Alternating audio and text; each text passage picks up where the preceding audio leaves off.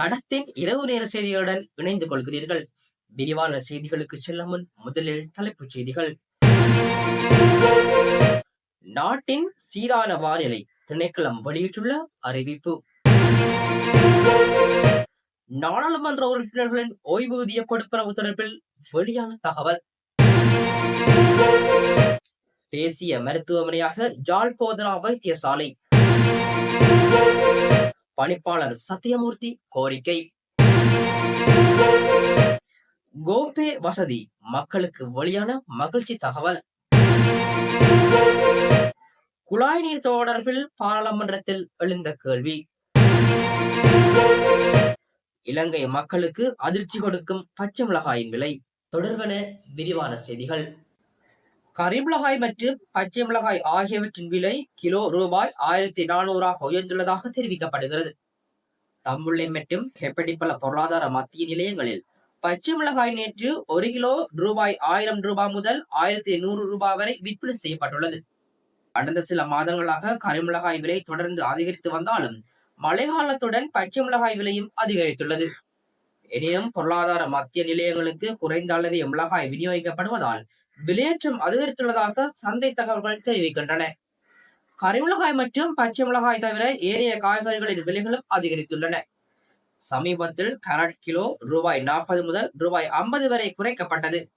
தற்போது கேரட்டின் மொத்த விலை கிலோ 400 உயர்ந்துள்ளது. எதிர்வரும் நாட்களில் மரக்கறிகளின் விலை மேலும் அதிகரிக்கும் என பொருளாதார மத்திய நிலையம் தெரிவித்துள்ளது. நாட்டின் பெரும்பாலான பிரதேசங்களில் பிரதானமாக சீரான வானிலை நிலவும் வாய்ப்புள்ளதாக வளிமண்டலவியல் திணைக்களம் தெரிவித்துள்ளது. வளிமண்டலவியல் திணைக்களம் இன்று வெளியிட்டுள்ள அறிக்கையில் இதனை தெரிவித்துள்ளது. மேலும் மேல் சப்ரகமுக, மத்திய, ஊவா மற்றும் வடமத்திய மாகாணங்களிலும் காலி, மாத்தறை மற்றும் குருநாகல் மாவட்டங்களிலும் சில இடங்களில் காலை வேளையில் பனிமூட்டமான நிலை காணப்படும் என எதிர்பார்க்கப்படுகின்றது. நாடாளுமன்ற உறுப்பினர்களின் ஓய்வூதிய கொடுப்பனவு முறையை ரத்து செய்வது தொடர்பான பிரேரணை ஒன்று முன்வைக்கப்பட உள்ளது. குறித்த பிரேரணையானது இன்றைய தினம் நாடாளுமன்றத்தில் முன்வைக்கப்பட உள்ளது. தனிநபர் பிரேரணையாக இந்த யோசனையை நாடாளுமன்ற உறுப்பினர் ரவி கருணாநாயக்க முன்வைக்கின்றார். நாடாளுமன்ற உறுப்பினர்கள் தமது உத்தியோகபூர்வ பதவி காலம் நிறைவடைந்த பின்னர் ஓய்வூதிய கொடுப்பனவை பெற்றுக்கொள்ளும் நடவடிக்கைகளுக்கு நாட்டின் வாக்காளர்கள் எதிர்ப்பினை வெளியிடுகின்றார்கள். இதனை கருத்தில் கொண்டு இந்த பிரேரணை முன்வைக்கப்பட உள்ளதாக நாடாளுமன்ற தொடர்பாடல் திணைக்களம் தெரிவித்துள்ளது. யாழ்ப்பாணம் போதனா மருத்துவமனையை தேசிய மருத்துவமனையாக தரம் உயர்த்துவது குறித்து போதனா மருத்துவமனை பணிப்பாளர் ஆளுநரிடையே கலந்துரையாடல் இடம்பெற்றுள்ளது. குறித்த கலந்துரையாடல் யாழ்ப்பாணம் போதனா மருத்துவமனையில் நேற்று நடைபெற்றது. இதன்போது ஆளணி வெற்றிடங்கள் நீண்ட காலமாக மீளாய்வு செய்யப்படவில்லை என பணிப்பாளர் சுட்டிக்காட்டியுள்ளார். அத்துடன் ஏனைய மருத்துவமனைகளுடன் ஆளணிகளை ஒப்பிட்டு போதனா மருத்துவமனைக்கான ஆளணியின் எண்ணிக்கையை அதிகரிக்கப்பட வேண்டியதன் தேவைப்பாடுகளையும் பணிப்பாளர் ஆளுநரிடம் எடுத்து காட்டியுள்ளார். மேலும் யாழ்ப்பாணம் போதனா மருத்துவமனையின் சேவைகளை திறம்பட மேற்கொள்வதற்கும் நீண்டகால நோக்கிலான 10 மாடியிலான புதிய கட்டடத்தின் தேவைப்பாடுகளையும் அதற்கான வரைபடத்தையும் ஆளுநருக்கு காண்பித்து போதனா மருத்துவமனை பணிப்பாளர் விளக்கமளிக்கப்பட்டது. இதற்கான நிதியை பெற்றுத்தருமாறும் ஆளுநரிடம் கோரிக்கை முன்வைக்கப்பட்டது. அரசு சேவைகளை டிஜிட்டல் மயமாக்குவதற்கான ஆரம்ப நடவடிக்கையாக கோபே வசதியை அறிமுகப்படுத்த அரசாங்கம் நடவடிக்கை எடுத்துள்ளது. இதன் ஆரம்ப நிகழ்வு இன்றைய தினம் ஜனாதிபதி அனுரகுமார திசாநாயக்க தலைமையில் நடைபெறவுள்ளது.